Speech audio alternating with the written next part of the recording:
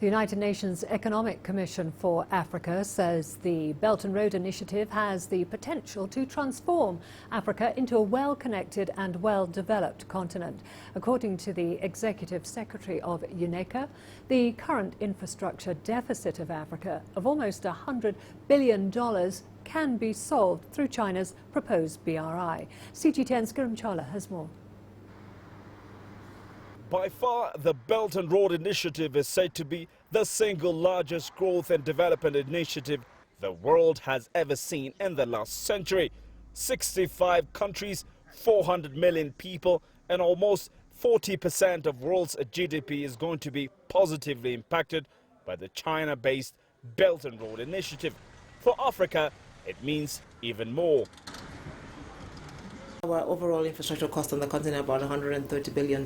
We lack about half of that amount to meet our required infrastructure needs. And we hope that with initiatives like this, which are essentially financing vehicles as well for filling some of those gaps. And as I said, of the 65 countries that are in the Belt and Road Initiative today, many of those are on the continent. And so we hope that some of this process of, rebuilding and strengthening infrastructure, both sea infrastructure, because the Belt and Road is sea connections and land connections, can also work.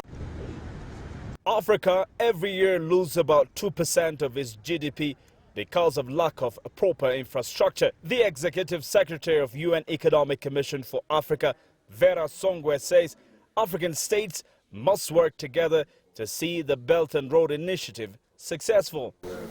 Yes. It's not just an infrastructure project. It's an institutions building project. It's a trade project because it's going to facilitate trade. It's a people-to-people project because it's going to connect people more. But as you begin to do these things, you need institutions that can also govern that process.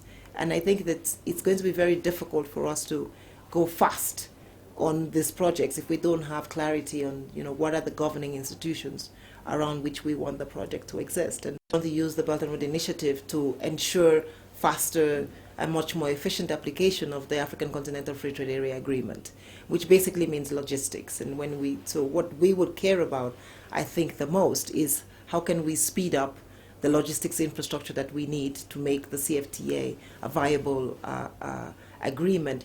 That means building more rail, for example, in an efficient way, energy, as part of that initiative. So in simple terms, the Belt and Road Initiative, if and when successfully implemented, will be a game-changer initiative to the whole of human community.